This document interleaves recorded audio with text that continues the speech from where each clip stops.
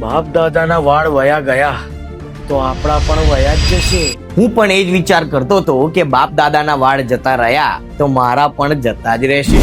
હવે જેનેટિક્સ થી શું લડવાનું, આપણા હાથમાં તો છે નહીં. પણ આ જ સૌથી મોટી મિસઅન્ડરસ્ટેન્ડિંગ છે, કારણ કે બાપ દાદાના વાળ જવા તે તેમના જીન્સમાં ખોટ હોઈ શકે, એ વાત સાચી, પણ જવાનીમાં ટાલ પડવાનું રીઝન જીન્સ નથી. એનું કારણ છે સ્ટ્રેસમાં રહેવું, ઊંઘ પૂરી ન કરવી, જંક ફૂડ ખાવું અને હોર્મોન્સને ઇગ્નોર કરવું. જો તમારા પપ્પા 50 ની ઉંમરે ટકલા થયા છે તો તમે 30 ની ઉંમરે થઈ જવાના છો. તો ટકલા થવાથી બચવા માંગતા હોય તો તેલ, શેમ્પુ અને ટેબ્લેટ થી કઈ નહીં થાય. એના માટે જોઈએ કોમ્બિનેશન.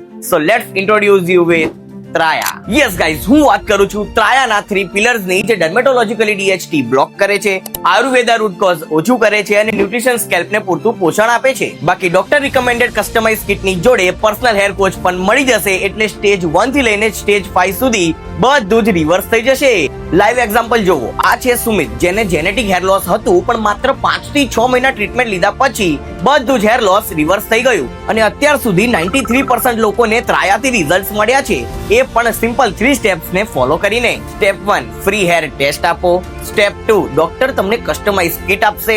અને સ્ટેપ 3, 5 થી 6 મહિના યુઝ કરો એટલે તમારા વાળ પાછા. તે ભાઈ બાપ દાદાના વાળ જવા તે તેમનું નસીબ નતું, પણ તેમની લાઈફસ્ટાઈલ હતી. અને જો તમે પણ ટકલા થવાથી બચવા માંગતા હોય તો હાલ જ કમેન્ટ કરો ત્રાયા, એટલે હેર ટેસ્ટની લિંક તમારા DM માં આવી જશે.